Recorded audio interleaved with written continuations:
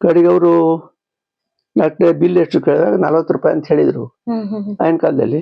ಕಡೆಗೆ ನಾ ಪೇಟೆಗೆ ಬಂದು ಕೊಡ್ತೇನೆ ಅಂದ್ರೆ ಹಂಗಾಗುದಿಲ್ಲ, ಬಿಲ್ ಕೊಟ್ಟೆ ನಾ ಹೋಗ್ತೇನೆ ನನಗೆ ಅಂತ ಹೇಳ್ತಾ ಕುಂತ್ರು. ಕಡೆ ಪಗಾರ ಬಂದಿದ್ದಷ್ಟೇ 60 ರೂಪಾಯಿ ಇತ್ತು ಅವ್ರ ಹತ್ರ. 40 ರೂಪಾಯಿ ತೆಗೆದು ಕೊಟ್ರು. ಆಗಿನ ಕಾಲದಲ್ಲಿ ಪಗಾರ ಕೂಡ ಕಡಿಮೆ 60 ರೂಪಾಯಿ. ಕಡೆ ನನಗೆ ಅವತ್ತೇ ಅನಿಸ್ತು, ನಾ ಡಾಕ್ಟರ್ ಆದ್ರೆ ಯಾವ ರೋಗಿ ಹತ್ರ ರೊಕ್ಕ ಕೊಡದೆ ಬಿಡುದಿಲ್ಲ ಅಂತ ಹೇಳುದು ನನ್ನ ಪರಿಸ್ಥಿತಿ ಬರಬಾರದು, ಮಾಡಬಾರದು ಅಂತ ಪ್ರತಿಜ್ಞೆ ಮಾಡ್ಬಿಟ್ಟಿದ್ದೆ. ಒಬ್ಬ ಡಾಕ್ಟರ್ ಆದಂತಹವರು ರೋಗವನ್ನ ಗುಣಪಡಿಸಬೇಕು ಅಂತ ಹೇಳ್ತಾರೆ, ಆದ್ರೆ ಇವತ್ತಿನ ದಿನಮಾನದಲ್ಲಿ ಅದು ಬಿಸ್ನೆಸ್ ಆಗಿ ಬದಲಾಗ್ತಾ ಇದೆ. ಇದ್ರ ಬಗ್ಗೆ ನೀವೇನ್ ಹೇಳ್ತೀರಿ? ಈ ರೀತಿ ಆದ್ರೆ ಮುಂದೆ ಮನುಕುಲಕ್ಕೆ ಒಂದು ಅಪಾಯ. ಆಯ್ತು ಅಂತ ಅವ್ರು ಬಂದು ನೀವು ನೋಡ್ಕೊಂಡ್ರು, ನಮ್ಮಲ್ಲೇ ತೋರಿಸಿದೀನಿ, ಆಯ್ತು ನಿಕ್ಕಿ. ನಾನೇ ಇಲ್ಲಿ ಸ್ತ್ರೀ ಸಂಸ್ಕಾರ ಎಲ್ಲ ಮಾಡಿಸಿ ಇಟ್ಗುಂದಿ ದೇವಸ್ಥಾನ ಮದುವೆ ಮಾಡಿಸಿಬಿಟ್ಟೆ ಹುಡುಗಿದು. ನಾನೇ ದಾರಿ ಕೊಟ್ಟಿದ್ದೀನಿ. ಹುಡುಗಿಗೆ ಕನ್ಯಾದಾನ ಮಾಡಿದ್ರು ನೀವೇ? ದೇವಕರ ಮಾಡ್ತಿ ಮಾಡ್ಬಿಟ್ಟು ಮಾವ.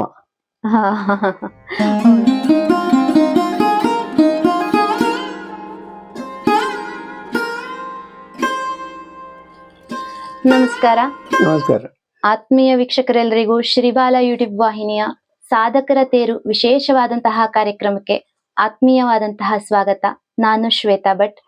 ಇವತ್ತಿನ ದಿನ ನಾನು ಬಹಳ ವಿಶೇಷವಾದಂತಹ ವ್ಯಕ್ತಿಯೊಬ್ಬರ ಬದುಕಿನ ಬಗ್ಗೆ ತಮಗೆ ತಿಳಿಸ್ಕೊಡೋದಕ್ಕಾಗಿ ಈ ಸಂಚಿಕೆಯನ್ನ ಮಾಡ್ತಾ ಇದ್ದೇನೆ. ಪರೋಪಕಾರಾರ್ಥಾಯ ಇದಂ ಶರೀರಂ ಎಂಬ ಒಂದು ಮಾತಿನಂತೆ ತಮ್ಮ ಬದುಕಿನುದ್ದಕ್ಕೂ ಪರರ ಸೇವೆಯನ್ನ ಮಾಡ್ತಾ ಜನಸೇವೆಯೇ ಜನಾರ್ದನ ಸೇವೆ ಅಂತ ಬದುಕದಂತಹವರು, ಅದರಲ್ಲೇ ಸಾರ್ಥಕತೆಯನ್ನ ಕೂಡ ಕಂಡಂತಹವರು.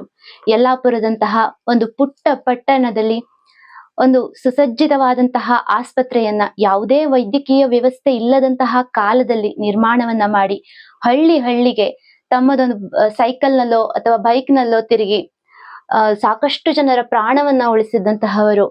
ಅದೇ ರೀತಿಯಾಗಿ ಇವರ ಕೈಗುಣದಿಂದಾಗಿ, ಇವರ ಅಮೃತ ಹಸ್ತದಿಂದಾಗಿ ಇವತ್ತು ಸಾಕಷ್ಟು ಮನೆಗಳಲ್ಲಿ ನಗು, ನೆಮ್ಮದಿ ಎಲ್ಲವೂ ಕೂಡ ಇದೆ.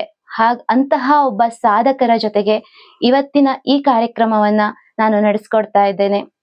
ನಮ್ಮೆಲ್ಲರ ಪ್ರೀತಿಯ ಹೆಮ್ಮೆಯ ವೈದ್ಯರಾದಂತಹ ಕಣ್ಣಿ ಡಾಕ್ಟರ್ ಜೊತೆಗೆ ನಾನಿವತ್ತಿರುವಂತಹದ್ದು.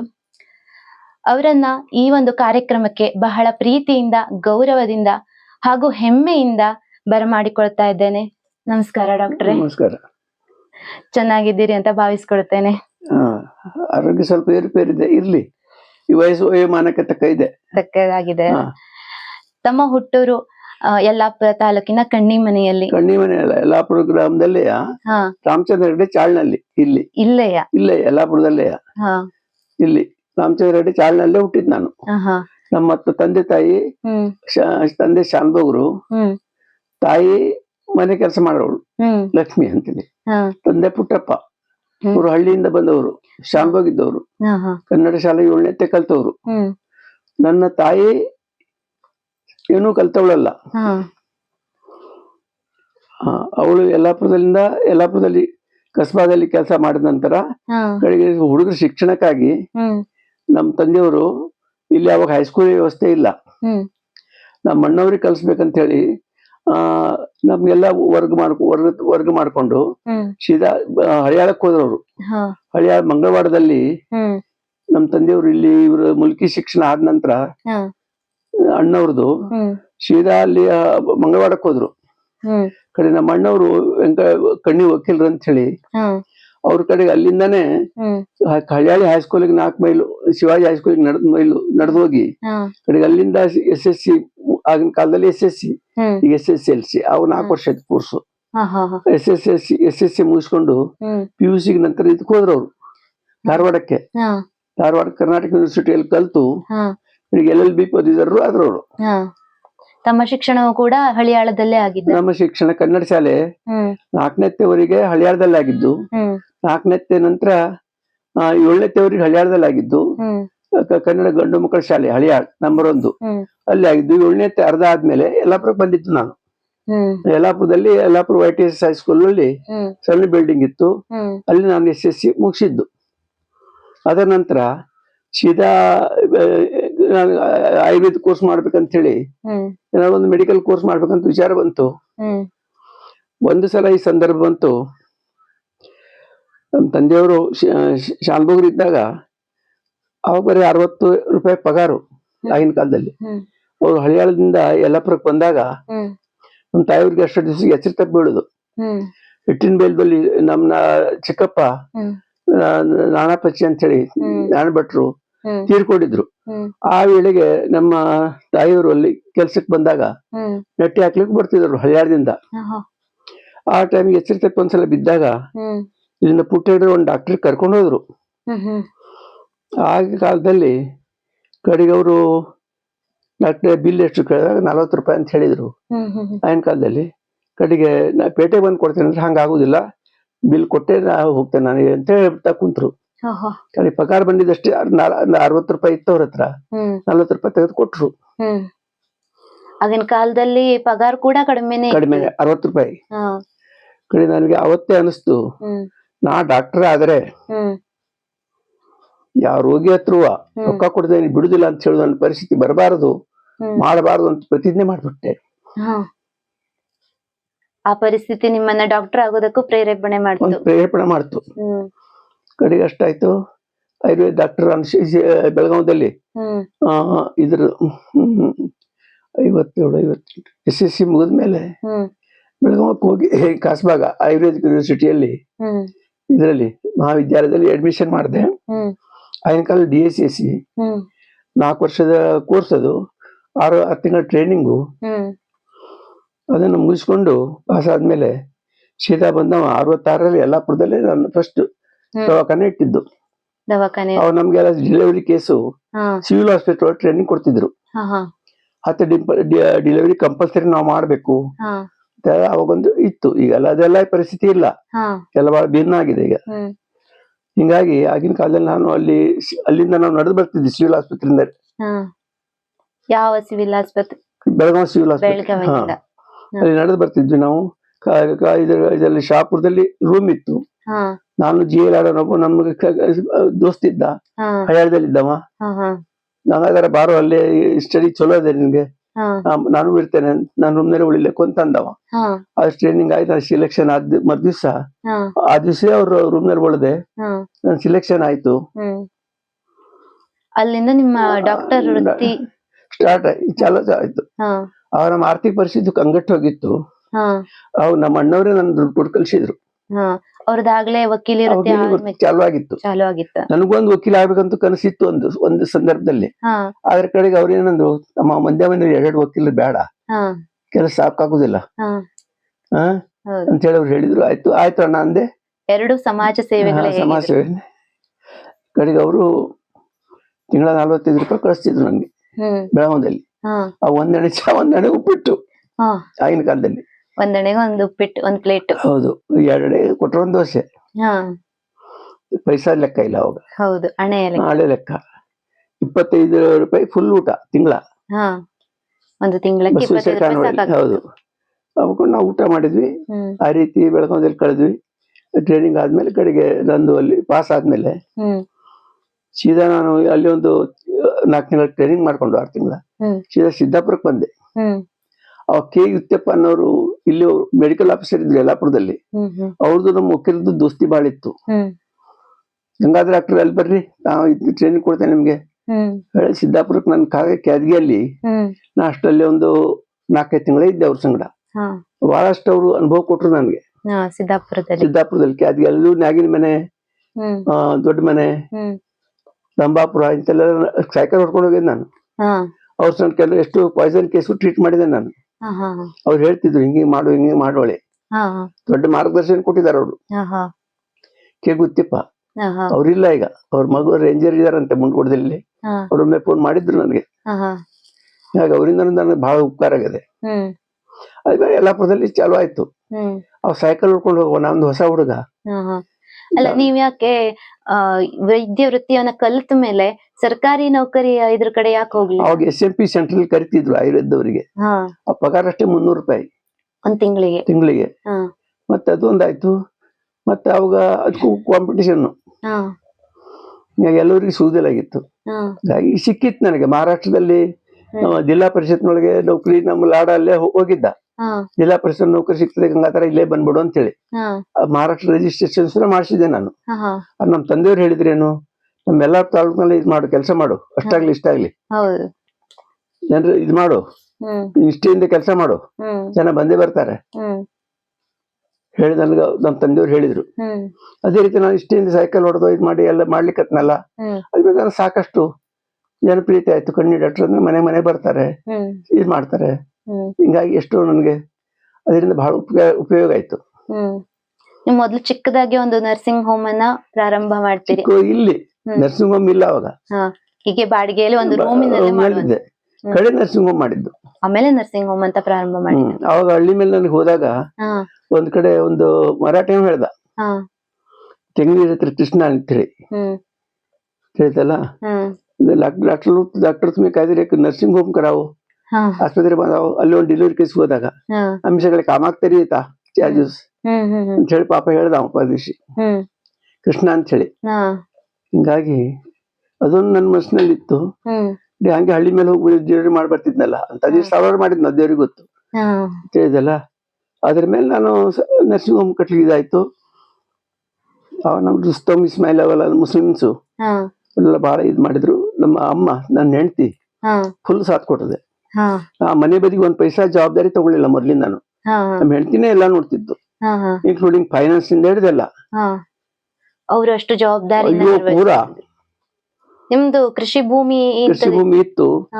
ಅವ್ ನಾವು ಒಟ್ಟಿದ್ವಿ ಅವಾಗ. ಅಲ್ಲಿ ಇಟ್ಟಿದ್ವಿ ಕುಚಾವದಲ್ಲಿ. ಮನೆದ ಭೂಮಿ ಎಲ್ಲ ತಮ್ಮನಿಗೆ ಕೊಟ್ವಿ ನಾವು, ಯಾಕಂದ್ರೆ ಅವನಿಗೂ ಒಂದೇ ಅವ್ನು ಕಲ್ತಿಲ್ಲಲ್ಲ. ಇಬ್ರು ಕಲ್ತಿದ್ವಿ, ಯಾಕಂದ್ರೆ ಬೇಡ ಅವನಿಗೆ ಕೃಷಿ ಭೂಮಿ ಅವನಿಗೆ ಕೊಟ್ವಿ. ಹಳೆ ಪಿತ್ರಾರ್ಜಿದ್ದು ನಾವು 2 ಜನ ಹಿಡಿದು ಕಡೆಗಿದ್ದು ಎಲ್ಲರಿಗೂ. ನಾವು ಈ ಕಡೆ ಕೃಷಿ ತೋಟ ಗೀಟ ಎಲ್ಲ ಹಾಕೊಂಡು ಎಲ್ಲ 4 ಕುಚ್ಕಾವಲ್ಲಿ ತಗೊಂಡೆ. ಕಡೆಗೆ ಪಾರ್ಟಿಷನ್ ನಮ್ಮೊಳಗಾದಾಗ ಅವನು ಸ್ವಲ್ಪ ಜೋಡದಲ್ಲಿ ಸ್ವಂತ ಮಾಡ್ಕೊಂಡಿದ್ದ. ಕುಚ್ಕಾವದಲ್ಲಿ ಮಿಟ್ಟಿನ ಮೇಲೆ ಸ್ವಲ್ಪ ಪಿತ್ರಾರ್ಜಿ ಜಾಸ್ತಿ ಇತ್ತು, ಸ್ವಲ್ಪ ತಗೊಂಡಿದ್ದ ಅವ ಅಣ್ಣ. ಅದ್ರ ಕಡೆ ಕೊಟ್ಟಾಗ ಮತ್ತೊಂದು ತಮ್ಮಿದ್ದ. ಹಿಂಗೆಲ್ಲ ಕಡೆಗೆ ಅದು ಆಯ್ತು. ನಮ್ ಅಡಿಕೆ ತೋಟ ಗಿಟ ಎಲ್ಲ ಹಾಕಿದ್ರು. ಕೃಷಿಯಲ್ಲೂ ಕೂಡ ನಿಮ್ಮ ಹೆಂಡತಿ ಬಾಳ ನೋಡ್ಕೊಳ್ತಿದ್ರು. ಸತೀಶ್ನು ನೋಡ್ಲಿಕ್ಕತ್ತ ಮಗ. ನೀವು ಈಗ ಹಳ್ಳಿಗಳಿಗೆಲ್ಲ ಹೋಗ್ತಾ ಇದ್ರಲ್ಲ, ಅಲ್ಲಿ ನಿಮ್ಗೆ ಹೋಗ್ಬೇಕು ಅಂತ ಅನಿಸ್ತಿತ್ತ ಅಥವಾ ಅವ್ರು ಬಂದು ಕರೆದಾಗ? ಅವ್ರು ಬರ್ತಿತ್ತು, ಬಂದ್ ಕರಿತಿದ್ರು. ಕರ್ಕೊಂಡು ನಾವು ರಾತ್ರಿ ಹೇಳಿಲ್ಲ, ಮಧ್ಯರಾತ್ರಿ ಹೇಳಿಲ್ಲ, ಯಾವ ಟೈಮ್ ಹೇಳಿಲ್ಲ. ನಾವು ಊಟಕ್ಕೆ ಕುಂತಾಗ ಅರ್ಧ ಊಟ ಉಂಡೆ ಹೋಗಿದ್ದು ಉಂಟು.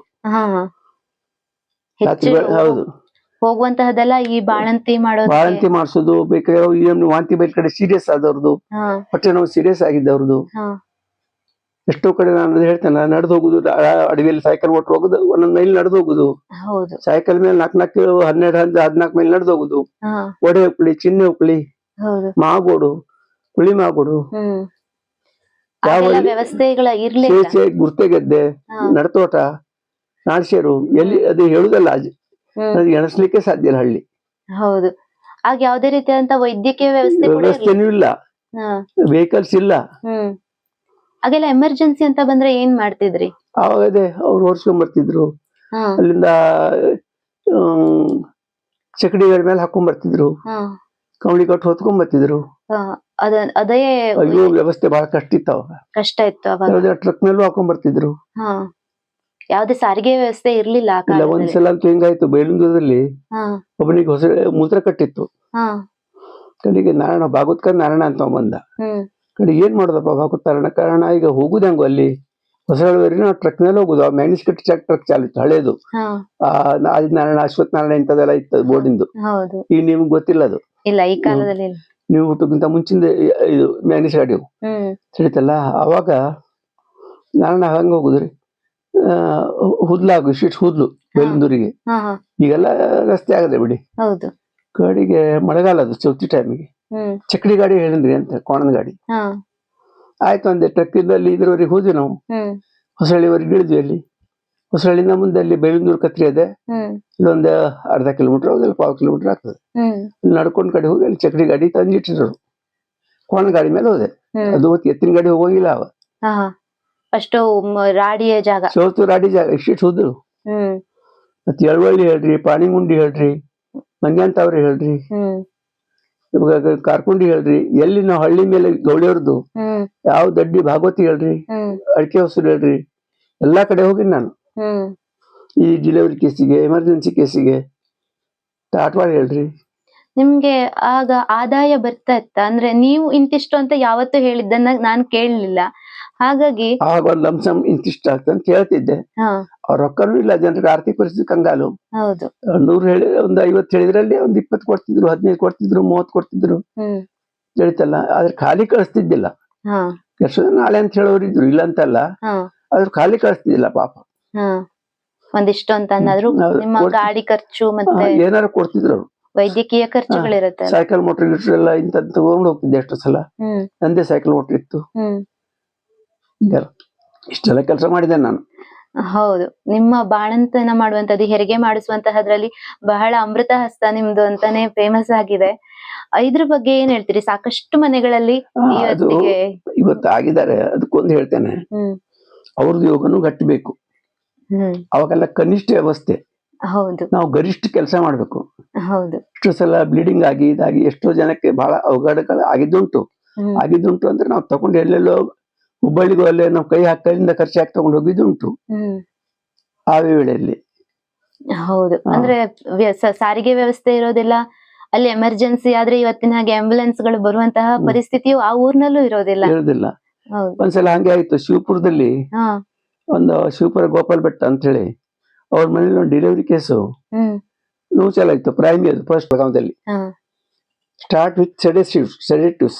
ಮೊದಲು ಅವರಿಗೆ ಇದು ಕೊಡ್ಬೇಕು, ಅಮಲು. ಹಾ ಅಮಲ್ ಇಂಜೆಕ್ಷನ್ ಅಲ್ಲೇ ಕೊಟ್ಟೆ. ಹ್ಮ್ ಗರ್ಭಿಣಿ ಅಂತ ಕಡೆಗೆ ಅದಕ್ಕೆ ಬಿಪಿನೂ ಹೈ ಇತ್ತು. ಹ್ಮ್ ಆಯ್ತು ಕಡೆಗೆ ಯಲ್ಲಾಪುರಕ್ಕೆ ನಾನು ಕಾರ್ನಲ್ಲಿ ಅಟ್ಲಾಗಿ ಡೋಣಿ ಅಟ್ಲ ಕಾರ್ ಇತ್ತು, ಹಾ ಅಲ್ಲಿ ಡೋಣಿವರೆಗೆ ಹೊತ್ಕೊಂಡ್ಬಂದ್ರು ಕಾರ್ನಲ್ಲಿ. ಹ್ಮ್ ಕಡೆಗೆ ಯಲ್ಲಾಪುರ ನಮ್ ಸಣ್ಣ ದವಾಖಾನೆ ಒಂದು ಕ್ವಾಟ್ ಇತ್ತು ಲಾಸ್ಟ್, ಹ್ಮ್ ಇಲ್ಲೊಂದು ಸಂಡಾಸು ಇತ್ತು ಹ್ಮ್ ಲಾಸ್ಟ್. ಅಲ್ಲೇ ಹಾಕೊಂಡು ಡೆಲಿವರಿ ಮಾಡಿದಕ್ಕೆ ಹ್ಮ್ ಕಮ್ಮಿ ಆಯ್ತು. ಅದಕ್ಕೆ ದೇವ್ರದ ಮಗುನು ಬರುತ್ತು. ಹ್ಮ್ ಅದಾದ್ಮೇಲೆ ನೀವು ನರ್ಸಿಂಗ್ ಹೋಮ್ ಪ್ರಾರಂಭ ಮಾಡುವಾಗ ನಿಮ್ಗೆ ಅಡೆತಡೆಗಳೆಲ್ಲ ಏನು ಬರ್ಲಿಲ್ವಾ? ಅಂತ ಅಡಚಣೆ ಏನು ಬರ್ಲಿಲ್ಲ. ಬರ್ಲಿಲ್ಲ. ಬರ್ಲಿಲ್ಲ. ಹಾ ಫೈನಾನ್ಸಿಯಲಿ ಸ್ವಲ್ಪ ಒಂದು 36,000 ರೂಪಾಯಿ ಸಾಲ ಮಾಡ್ಕೊಂಡೆ. ಹಾ ಅಷ್ಟೇ. ಈಗ ಮುಂದ್ಗಡೆ ಇರುವಂತಹ ನಿಮ್ಮ ಆಸ್ಪತ್ರೆ ಆಗ ಕೇವಲ 36,000 ರೂಪಾಯಿಯಲ್ಲಿ? ಅಲ್ಲ, 36,000 ಅಲ್ಲ, ಸಾಲ ಸಣ್ಣ 1 ಲಕ್ಷ ಹೋಗಿರ್ಬೇಕು. ಅವಾಗ 1.5 ಲಕ್ಷ ಹೋಗಿರ್ಬೇಕು. ಅಂದ್ರೆ 5ರವರೆಗೆ ನಾನು ಫಸ್ಟ್ ಹೊಸ ಎಂಟ್ರೆನ್ಸ್ ಅಟ್ಲಾಗಿದೆ ಅಲ್ಲ, ಅಲ್ಲಿವರೆಗೆ ಅಷ್ಟೇ. ಅದ್ರ ಕಡೆ ನಾವು ಸತೀಶ್ನು ಬಂದಿದ್ದ, ಅವನು ಸ್ವಲ್ಪ ಸಾಥ್ ಕೊಟ್ಟಿದ್ದಾನೆ. ಹಿಂದ್ಗಡೆ ಬಿಲ್ಡಿಂಗ್ ಆಮೇಲೆ ಮಾಡ್ಕೊಂಡಿದ್ದೆ. ನಾವು ಮಾಡ್ಕೊಂಡು ನಾನು ಮಾಡಿದ್ದೆ ದೊಡ್ಡ ಪ್ರಮಾಣದಲ್ಲಿ. ಸ್ವಲ್ಪ ಲೋನು ಮಾಡ್ಕೊಂಡಿದ್ದೆ. ಅವಾಗ 11 ಲಕ್ಷ 10 ಲಕ್ಷ ಸಾಲ ಮಾಡ್ಕೊಂಡಿದ್ದೆ ಲೋನು. ಆದ್ರೆ ಅವನು ಸಾಥ್ ಕೊಟ್ಟಿದ್ದ ಬಿಡಿ, ಕ್ವಶನ್ ಏನಿಲ್ಲ. ಹೌದು. ನಿಮ್ಮ ಆಸ್ಪತ್ರೆಗಳಿಗೆ ಬರುವಂತಹ ರೋಗಿಗಳಿಗೆ ಒಂದು ನಂಬಿಕೆ, ಕಣ್ಣಿ ಡಾಕ್ಟರ್ ನಮ್ಮನ್ನ ನೋಡಿದ್ರೆ ನಮ್ಗೆ ಗುಣ ಆಗತ್ತೆ ಅನ್ನುವಂತಹ ನಂಬಿಕೆಯ ಮೇಲೆ ಬರ್ತಾರೆ. ಇದು ಯಾವ ಲೆಕ್ಕದಲ್ಲಿ ಹೇಳ್ತೀರಿ? ಅಂದ್ರೆ ನಿಮ್ಮ ಔಷಧಿಯ ಪ್ರಭಾವ ಅಥವಾ ಅವರ ನಂಬಿಕೆಯೋ ಅಂತ? ಅವ್ರ ನಂಬಿಕೆನೂ ಮೇನು, ಮನಿಕೆನೂ ಮೇನು. ಈ ಮನಸ್ಸು ಗೆದ್ರೆ ಮಾರ್ ಗೆದ್ದಂಗೆ. ಮನಸ್ಸು ಯಾವ ರೋಗಿಗಳಿಗೆ ಡಾಕ್ಟರ್ ಮೇಲೆ ಶ್ರದ್ಧೆ ಆಯ್ತು, ಶ್ರದ್ಧೆಯಿಂದ ಅರ್ಧ ಗುಣ ಆಗ್ಬಿಡ್ತದೆ ಅವ್ರಿಗೆ. ಅವ್ರು ಮುಟ್ಟಿದ ತರ ಗುಣ ಆಗ್ತದೆ. ಆ ನಂಬಿಕೆ ಮೇನು. ನಮ್ದು ಔಷಧಿ ಇರ್ತದಲ್ಲ, ಹೌದು, ಒಂದಕ್ಕೊಂದುವರೆ ಕೊಡುದಿಲ್ಲ ನಾವು, ಕರೆಕ್ಟ್ ಒಂದಕ್ಕೊಂದು ವಿಚಾರ ಮಾಡೇ ಕೊಡ್ಬೇಕು. ಹೌದು. ಆ ರೀತಿ ಮಾಡಿದಾಗ ಪ್ರತಿ ಡಾಕ್ಟರ್ಗಳು ಕೂಡ ಮೊದಲು ರೋಗಿಯ ಮನಸ್ಸನ್ನ ಗೆಲ್ಬೇಕು, ಸರಿಯಾಗಿ ಅವನ ಹತ್ರ ಮಾತಾಡ್ಬೇಕು, ಸರಿಯಾಗಿ ಏನಪ್ಪ ಹಕ್ಕಿಕತ್ತು ಒಂದೆಲ್ಲ ಕೇಳ್ಬೇಕು ಇಷ್ಟೇ. ಆಗ ಅವನಿಗೆ ಸ್ವಲ್ಪ ಮನಸ್ಸಿಗೆ ಒಂದು ಡಾಕ್ಟರ್ ತನ್ನ ಇದ್ರ ಮೇಲೆ ಗೊತ್ತಾಯ್ತಪ್ಪ. ಕೆಲವೊಮ್ಮೆ ನೋಡ್ರಿ, ಈಗ ಒಂದು ಮೆನೋಪೇಸ್ ಆಗ್ತದೆ ಒಂದು ಹೆಂಗಸಿಗೆ, ಮುಟ್ಟು ನಿಂತಿರ್ತದೆ. ನಿಂತಾಗ ಅವಳಿಗೆ ಕೆಲವೊಂದು ಆಟೋಮೆಟಿಕ್ ಕೆಲವು ಲಕ್ಷಣಗಳು ಅಕ್ಕಿ ತಾನೇ ಆಗ್ತವೆ. ಮೈ ಉರಿ ಆಗುದು, ಕಣ್ಣು ಉರಿ ಆಗುದು, ಮೈ ಬೆಂಕಿ ಹಾಕಿದ ಇಂಥವ ಲಕ್ಷಣಗಳನ್ನು ನಾವಾಗೆ ಗುರ್ತಿ ಕೇಳಿದಾಗ ಓ ಡಾಕ್ಟರ್ ತಂದು ಗೊತ್ತಾಯ್ತು ಅನ್ನೋ ಭಾವನೆ ಅವ್ರಿಗೆ ನಿತ್ಯ ಆಗ್ಬಿಡ್ತದೆ. ಅವ್ರು ಹೇಳೋಕ್ಕಿಂತ ಹೆಚ್ಚು ನಾವೇ ಹೇಳಿದ್ರೆ ಅವರಿಗೆ ನಿಜವಾಗಿ ಅವ್ರಿಗೆ ಗೊತ್ತಾಗ್ತದೆ. ಇಂಥ ಬದಲಾವಣೆಗಳು ತನ್ನಲ್ಲಾಗಿದ್ದು ಡಾಕ್ಟರ್ಗೆ ಗೊತ್ತಾಯ್ತು. ಈ ಡಾಕ್ಟರ್ನ ನಾವು ನಂಬಹುದು, ಮತ್ತೆ ಔಷಧಿಯನ್ನು ಚೆನ್ನಾಗಿ ಕೊಡ್ತಾರೆ ಇವರು ಅಂತ ಆ ನಂಬಿಕೆ ಹೆಚ್ಚು ಬರ್ತದೆ. ಹೌದು, ಆ ನಂಬಿಕೆ ಹೆಚ್ಚು ಕೆಲಸ ಕೂಡ ಮಾಡುತ್ತೆ. ಮತ್ತೆ ಅವಾಗೆಲ್ಲ ರಕ್ತ ಪರೀಕ್ಷೆ ಇಂಥವೆಲ್ಲ ಇಲ್ಲ. ಬಹಳಷ್ಟು ನಾವು ಗರಿಷ್ಠ, ಇದು ಕನಿಷ್ಠ ವ್ಯವಸ್ಥೆಯಲ್ಲಿ ಗರಿಷ್ಠ ಕೆಲಸ ಮಾಡೋದು. ಈಗ ಬಹಳಷ್ಟು ಜನ ಬಡವರೆಲ್ಲ ಬಂದು ನಿಮ್ಮ ಆಸ್ಪತ್ರೆಗೆ ಬಂದಾಗ ನೀವೇ ಎಷ್ಟೋ ಬಾರಿ ಅವರ ಗಾಡಿ ಖರ್ಚಿಗೆ, ಬಸ್ ಖರ್ಚಿಗೆ ದುಡ್ಡನ್ನ ಕೊಟ್ಟು ಕಳಿಸಿದಂತಹ ಸಂದರ್ಭ ಹೇಳ್ತೇನೆ. ಈಗ ಒಂದು ಈ ಭಾಸ್ಕರ ಸಾತ್ಯಾನಕಪದ ಭಾಸ್ಕರ ನವಮನಿದ್ದ ಬಂದಾಗ ಅವ್ನು ನೋಡಿದ್ರೆ ಅಕ್ಯೂಟ್ MI ಅದು ಅವನ ಕಡೆ ಇತ್ತು ಕೋಣೆ ಇದಾರೆ ಅಂಗಡ ಅಂತ ಕೇಳಿದೆ. ಕೋಣಿ ಬೀನಾ ಅಂತಂದು ಕಡೆ ಬಂದವರೇ ಅವ್ರದ್ದು ರೋಗಿಗಳು ಇದ್ ಮಾಡಿ ನಮ್ದೇ ಒಂದ್ ಕಾರ್ ಇತ್ತು, ಕಾರ್ನಲ್ಲಿ ಹಾಕಿ ಅವ್ನ ಶಿರ್ಸಿಗೆ ಇದರಲ್ಲಿ ಬಳಗಂಡಿ ಹತ್ರ ಕಳಿಸಿ ಅಲ್ಲಿ ಅವ್ನಿಗೆ ಎಲ್ಲ ಟ್ರೀಟ್ಮೆಂಟ್ ಆರಾಮಾಗಿ ಬಂದವ. ಕಡೆಗೆ 10,000 ರೂಪಾಯಿ ನಾ ಕೊಟ್ಟಿದ್ದು ವಾಪಸ್ ತಂದು ಕೊಟ್ಟವ, ಪ್ರಶ್ನೆ ಬೇರೆ. ಪಾಸರ್ ಇನ್ನೂ ಇದಾನವ. ಆ ತುರ್ತಿನ ಸಂದರ್ಭಗಳಲ್ಲಿ ಮತ್ತೆ ಎಷ್ಟೋ ಸಂದರ್ಭ ನೋಡ್ರಿ, ಮಾವಳಿಯಲ್ಲಿ ಒಂದ್ಸಲ 4 ಡೆಲಿವರಿ ನಾರ್ಮಲ್ ಆಗಿದ್ದು, 5ನೇ ಡೆಲಿವರಿ ಅದಕ್ಕೆ ಇದಾಗಿದೆ, ಅರೆಸ್ಟ್ ಆಗಿದೆ, ಹೆಡ್ ಡೆಲಿವರಿ ಆಗುದಿಲ್ಲ. ಬಹಳ ಡೆಲಿವರಿ ಆದ್ಮೇಲೂ ಕಡೆ ಹೆಂಗಸರಿಗೆ ಇದಾಗ್ಬಿಡ್ತದೆ ಅದು.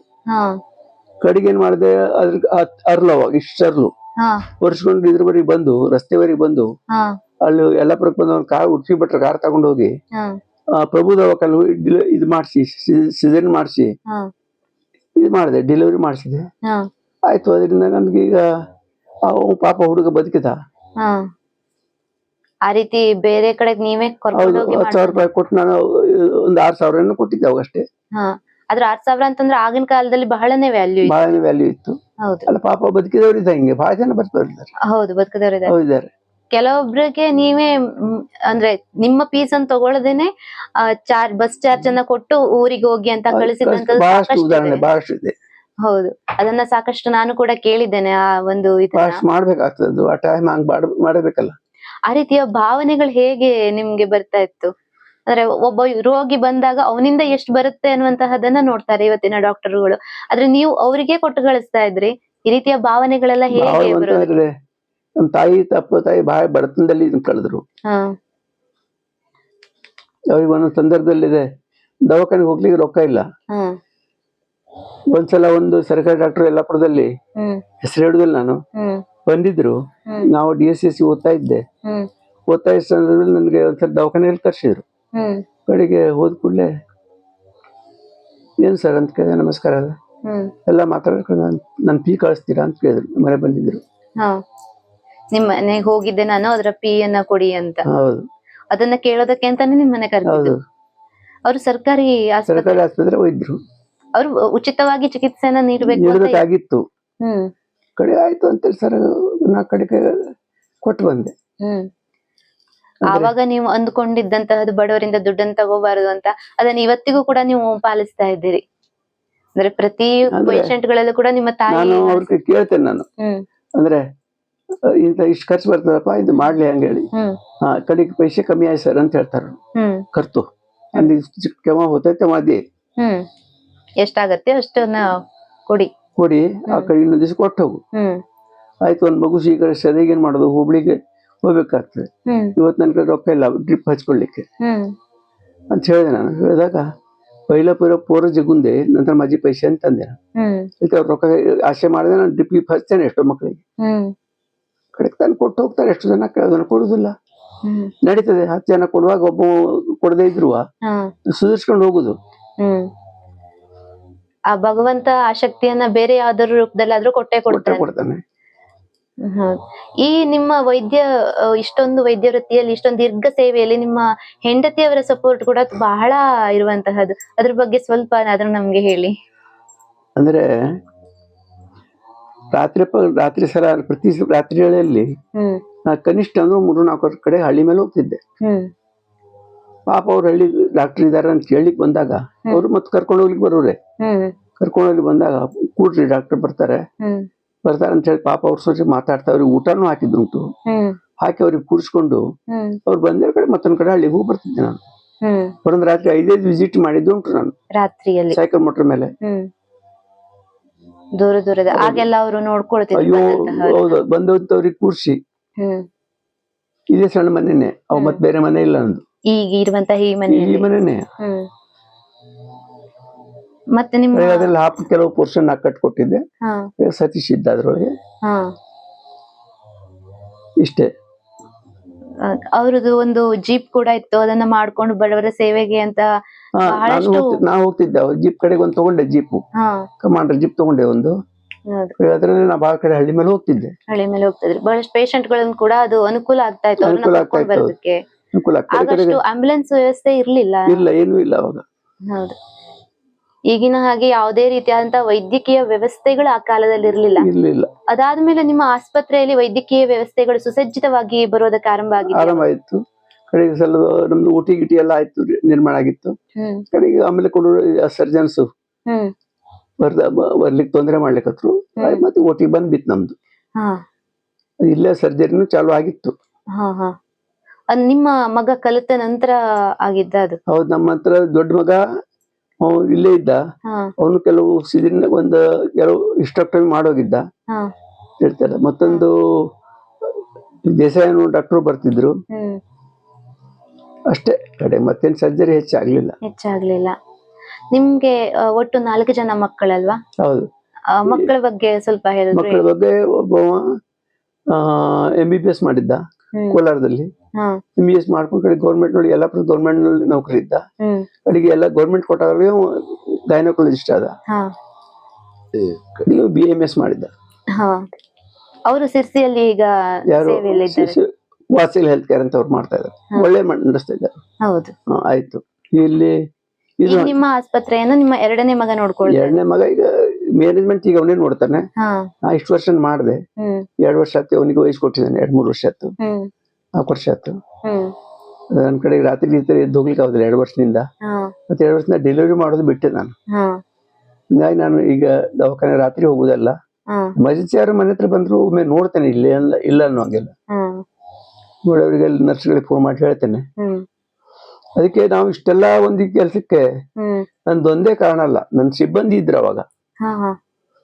ಅವಾಗ ಮಾಲಿನಿ, ಶಾಲಿನಿ, ರೀತಾ ಪುರಾಣಿಕ. ಆ ರೀತಾ ಪುರಾಣಿಕ ಒಂದು ಬಡ ಹುಡುಗಿ, ಅವಳು ಮದುವೆ ಸುವರ್ಣ ಮಾಡ್ಬಿಟ್ಟಿದ್ದೇನೆ ಲಾಸ್ಟ್. ಅನಾಥ ಹುಡುಗಿ ಅದು. ನಿಮ್ಮ ಆಸ್ಪತ್ರೆಯಲ್ಲೇ ಸೇವೆ ಮಾಡ್ತಿದ್ಲು ಪಾಪ.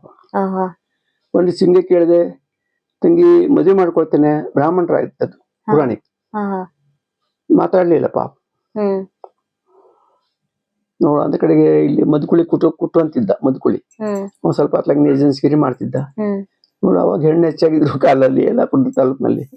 ನೋಡ ಈಗ ಒಂದ್ ಹಿಂಗ್ ಹುಡುಗಿ ಅದಲ್ಲ, ಮತ್ತೆ ಎಲ್ಲ ಹೆಣ್ಣು ಗಂಡು ಸಿಕ್ಕರು ಹೇಳು. ಮಹಾರಾಷ್ಟ್ರದಿಂದ ಅಲ್ಲಿ ವಿಕಾಸ್ ಇದು ಜೋಶಿ ಅಂತ ಹೇಳಿ ಅಲ್ಲಿ ಇದ್ರದ್ದು ಬಾಂಬೆ ಸೈಡ್ ಒಬ್ಬರಿಗೆ ಇದು ಮಾಡ್ದ. ಅವರು ಬಂತನ ಪುರೋಹಿತ ಕುಟುಂಬ ಅವ್ರದ್ದು. ಕಡೆಗೆ ಆಯ್ತು ಅಂತ ಅವ್ರು ಬಂದು ನೋಡ್ಕೊಂಡ್ರು. ನಮ್ಮಲ್ಲೇ ತೋರಿಸಿದೀನಿ, ಆಯ್ತು. ನಿಕ್ಕಿ ನಾನೇ ಇಲ್ಲಿ ಸ್ತ್ರೀ ಸಂಸ್ಕಾರ ಎಲ್ಲ ಮಾಡಿಸಿ ಇಟ್ಕೊಂಡ್ ದೇವಸ್ಥಾನ ಮದುವೆ ಮಾಡಿಸಿಬಿಟ್ಟೆ ಹುಡುಗಿದು. ನಾನೇ ದಾರಿ ಕೊಟ್ಟಿದ್ದೀನಿ. ದೇವಕರ್ಮಣಿ ಮಾಡ್ಬಿಟ್ಟು ಮಾವ. ಹೌದು, ನಮ್ಮ ಶಾಸ್ತ್ರದಲ್ಲಿ ಎಲ್ಲರೂ ಸಂಬಂಧಿಕರು ಬೇಕೇ ಬೇಕು. ಮಾವ ಅವ್ರನ್ನ ಮಾವ ಮಾಡ್ಕೊಂಡು ಅಲ್ಲಿ ಕಲ್ಗಟ್ಟಿಗೆಲ್ಲ ಒಬ್ರು ಸಾವುಕಾರ ಮಾಸ್ತರ್ ಅಂದ್ರೆ ಪಾಪ ಅನಾಥ ಹುಡುಗಿ ಅವ್ರು ಬೇರೆ ಧರ್ಮಕ್ಕೆ ಸೇರುದಾಗಿತ್ತಂತೆ. ಅಲ್ಲಿ ಪಾಪ ಅವ್ರಿಗೆ SSC ಅವ್ರಿಗೆ ಕಲ್ಸಿ ಅವಳಿಗೆ ಕರಿಗೆ ಇದ್ರಲ್ಲಿ ಘಟಪ್ರಭಾದಲ್ಲಿ ನರ್ಸಿಂಗ್ ಕೋರ್ಸ್ ಮಾಡಿಸಿದ್ರು ಪಾಪ. ಅದ್ಮೇಲೆ ನಮ್ ದವಾಖಾನೆ ಬಂದಿತ್ತು ಪಾಪ ಆಗ್ತದೆ. ನಿಮ್ಮ ಮಗ ಆ ಡೆಲಿವರಿ ಕೇಸ್ಗಳನ್ನ ನೋಡೋದಿಲ್ಲ, ಹಾಗಾಗಿ ನೀವು ನೋಡ್ತಾ ಇದ್ರಿ. ಮಗ ಅಂದ್ರೆ ಅವ್ರಿಗೆ ಬಾಕಿ ಸ್ಕ್ಯಾನಿಂಗ್ ಅದೇ ಕೇಸ್ ಹೆಚ್ಚಾಗ್ತದಲ್ಲ. ಹೌದು, ಅದೆಲ್ಲ ಮಾಡ್ಲಿಕ್ಕೆ ಆಗ್ತದೆ. ಅದೊಂದು ಟೈಮ್ ಬೇಕಲ್ಲ, ಮತ್ತೆ ಇಡೀ ರಾತ್ರಿ ನಿದ್ದೆ ಗಿಡಬೇಕು. ಹೌದು, ಕಷ್ಟ ಆಗ್ತದೆ. ಮತ್ತೆ ಡೆಲಿವರಿ ಕೇಸ್ ಸ್ವಲ್ಪ ರಿಸ್ಕ್ ಕೂಡ ಇರುತ್ತೆ. ರಿಸ್ಕ್ ಬಾಳ, ಈಗ ರಿಸ್ಕ್ ತಗೊಳ್ಳೋ ಕಾಲ ಅಲ್ಲ ಇದು. ಹೌದು, ಮತ್ತೆ ಈಗಿನ ಇದ್ರಲ್ಲಿ ನಾರ್ಮಲ್ ಡೆಲಿವರಿ ಆಗುವಂತಹದ್ದು ಬಹಳ ಕಡಿಮೆ, ಸಿಸೇರಿಯನ್ ಮಾಡ್ಬೇಕಾಗತ್ತೆ. ಅದೆಲ್ಲ ಅಂದ್ರೆ ಈ ಜನರದ್ದು ಅಷ್ಟೇ ಇದಾದರೆ ಜನ ಏನ್ ಮಾಡ್ತಾರೆ ಕೇಳಿದ್ರೆ, ಒಂದು ಸ್ವಲ್ಪ ಹೆಚ್ಚು ಕಮ್ಮಿ ಆದ್ರೆ ಡಾಕ್ಟರ್ ಮೇಲೆ ಬರ್ತಾರೆ. ಹೌದು, ಡಾಕ್ಟರ್ ಮಂದಿ ರಿಸ್ಕ್ ತಗೊಳ್ಳಿಕ್ ಹೋಗುದಿಲ್ಲ ಈಗ ಪ್ರೈವೇಟ್ ಆಸ್ಪತ್ರೆಯಲ್ಲಿ. ಹೌದು, ಇಲ್ಲ ಗೌರ್ಮೆಂಟ್ ಆಸ್ಪತ್ರೆಯಲ್ಲಿ ಕೂಡ ಈಗ ಅದೇ ಹೆಚ್ಚಾಗಿದೆ. ರಿಸ್ಕ್ ತಗೊಳ್ಳೋದೇ ಇಲ್ಲ. ಹೌದು, ಅವರಿಗೆ ಹೊಡಿಲಿಕ್ಕೆ ಹೋಗ್ತಾರಲ್ಲ ಅವ್ರು. ಹೌದು, ಎಲ್ಲಾ ಪೇಷಂಟ್ ಗಳನ್ನು ನೀವು ಅಷ್ಟೇ ಒಂದು ಕಾಳಜಿಯಿಂದ ನೋಡ್ಕೊಡ್ತಿದ್ರಿ. ಅದಕ್ಕೆ ಇರ್ಬೇಕು ಇವತ್ತಿಗೂ ಕೂಡ ನಮ್ಗೆ ಕಣ್ಣಿ ಡಾಕ್ಟರ್ ಬೇಕು ಅಂತ ಜನ ಬಯಸುವಂತಹದ್ದು. ನನ್ಗೂ ಸಾಕಷ್ಟು ಜನ ಹೇಳಿದ್ರು, ನೀನು ಅವರು ಆ ಪರಿಸ್ಥಿತಿಯಲ್ಲಿ ಇದ್ರು ಪರವಾಗಿಲ್ಲ, ಅವ್ರು ಕುತ್ಕೊಂಡ್ ಮಾತಾಡುವಷ್ಟಿದ್ರು ಸಾಕು, ನಮ್ಗೆ ಅವ್ರ ಮಾತುಗಳನ್ನ ಕೇಳ್ಬೇಕು, ಅವ್ರದೊಂದು ಇಂಟರ್ವ್ಯೂ ಮಾಡು ಅಂತ. ನಾನು ಇಷ್ಟ ತನಕ ತಮ್ಮ ಜೊತೆಗೆ ಕುತ್ಕೊಂಡೆ. ನಿಮ್ಮ ಈ ಒಂದು ಅನಾರೋಗ್ಯದ ಪರಿಸ್ಥಿತಿಯಲ್ಲೂ ಕೂಡ ನನ್ ಜೊತೆಗೆ ಮಾತಾಡಿ ನಿಮ್ಮ ಅನುಭವಗಳನ್ನ ಹಂಚ್ಕೊಂಡ್ರಿ. ತಮ್ಗೆ ದೇವರು ಸಾಕಷ್ಟು ಇನ್ನಷ್ಟು ಆರೋಗ್ಯವನ್ನ ಕರುಣಿಸ್ಲಿ ಅಂತ ನಾನು ಕೇಳ್ಕೊಳ್ತೀನಿ. ಧನ್ಯವಾದಗಳು. ನಿಮ್ಗೆ ಇಷ್ಟ ತನಕ ಸಮಯವನ್ನ ಕೊಟ್ಟಿದ್ದಕ್ಕೆ ತುಂಬ ಹೃದಯ ಧನ್ಯವಾದಗಳು. ತಮ್ಮ ಸೇವೆ ನಿಮ್ಮ ಮಕ್ಕಳ ಮುಖಾಂತರ ಇನ್ನಷ್ಟು ನಮ್ಗೆ ಸಿಗುವಂತಾಗ್ಲಿ ಅಂತ ಕೇಳ್ಕೊಳ್ತೀನಿ. ನೋಡಿದ್ರಲ್ಲ, ನನ್ಗಂತೂ ತುಂಬಾ ಖುಷಿ ಆಯ್ತು ಇವ್ರ ಜೊತೆ ಮಾತನಾಡಿ. ಯಾಕಂದ್ರೆ ನಾನು ಹುಟ್ಟುವಂತಹ ಸಂದರ್ಭದಲ್ಲಿ ನನ್ನ ಅಜ್ಜನ ಮನೆ ಇರ್ಬಹುದು ಅಥವಾ ನನ್ನ ತಂದೆ ಮನೆ ಇರ್ಬಹುದು, ಎಲ್ಲಿಯೂ ಕೂಡ ಅವಾಗ ವೈದ್ಯಕೀಯ ವ್ಯವಸ್ಥೆ ಇರ್ಲೇ ಇಲ್ಲ. ಆಗ ಇದೇ ಡಾಕ್ಟರ್ ಹೋಗಿ ನನ್ನ ತಾಯಿಯವರಿಗೆ ಹೆರಿಗೆಯನ್ನು ಮಾಡಿದ್ದು. ನಮ್ಮ ತಾಯಿಯವರಂತೂ ಪ್ರತಿನಿತ್ಯ ಹೇಳ್ತಾರೆ, ನೀನ್ ಹುಟ್ಟಿದೀಯಾ ಅಂತಂದ್ರೆ, ಇದೀಯಾ ಬದುಕಿದೀಯಾ ಅಂತಂದ್ರೆ ಅದಕ್ಕೆ ಅವರು ಕಾರಣ ಅಂತ. ನಮ್ಮ ಪಾಲಿಗಂತೂ ಅವರು ಖಂಡಿತವಾಗಿಯೂ ದೇವರ ಸಮಾನರೇ. ನನ್ನಂತಹ ಎಷ್ಟೋ ಮಕ್ಕಳ ಪಾಲಿಗೆ ಅವರು ದೇವರಂತವರು ದೇವರಾಗಿದ್ದಾರೆ. ಧನ್ವಂತರಿಯ ರೂಪವಾಗಿ ನಮ್ಮೆಲ್ಲರ ಪಾಲಿಗೆ ದೊರೆತಿದ್ದಾರೆ. ಅವರಿಗೆ ಇನ್ನಷ್ಟು ಆರೋಗ್ಯವನ್ನ ಕರುಣಿಸ್ಲಿ ದೇವ್ರು ಅಂತ ಕೇಳ್ಕೊಳ್ತಾ ಇವತ್ತಿನ ಈ ಕಾರ್ಯಕ್ರಮವನ್ನ ಮುಗಿಸ್ತಾ ಇದ್ದೇನೆ. ಮುಂದಿನ ಕಾರ್ಯಕ್ರಮದಲ್ಲಿ ಮತ್ತೊಬ್ಬ ಸಾಧಕರ ಜೊತೆಗೆ, ಅವರ ಸಾಧನೆಯ ಜೊತೆಗೆ ಬರ್ತೇನೆ. ಅವರ ಜೀವನ ಅನುಭವಗಳನ್ನ ನಾವು ತಿಳಿದುಕೊಳ್ಳೋಣ ಅಂತ ಹೇಳ್ತಾ ಈ ಕಾರ್ಯಕ್ರಮವನ್ನ ಮುಗಿಸ್ತಾ ಇದ್ದೇನೆ. ವಿಡಿಯೋಗಳು ಇಷ್ಟವಾಗ್ತಾ ಇದ್ರೆ ದಯವಿಟ್ಟು ಲೈಕ್ ಮಾಡಿ. ಹಾಗೆ ಅವರ ಬಗ್ಗೆ ಗೌರವ ಆಧಾರಗಳಿದ್ದಂತಹವರು ಸಾಧ್ಯ ಆದ್ರೆ ಬಂದು ಒಮ್ಮೆ ಮಾತಾಡಿಸ್ಕೊಂಡು ಹೋಗಿ ಅಂತ ಹೇಳ್ತಾ ನಾನು ಮುಂದಿನ ವಿಡಿಯೋದಲ್ಲಿ ತಮ್ಗೆ ಮತ್ತೆ ಸಿಗ್ತೇನೆ. ನಮಸ್ಕಾರ.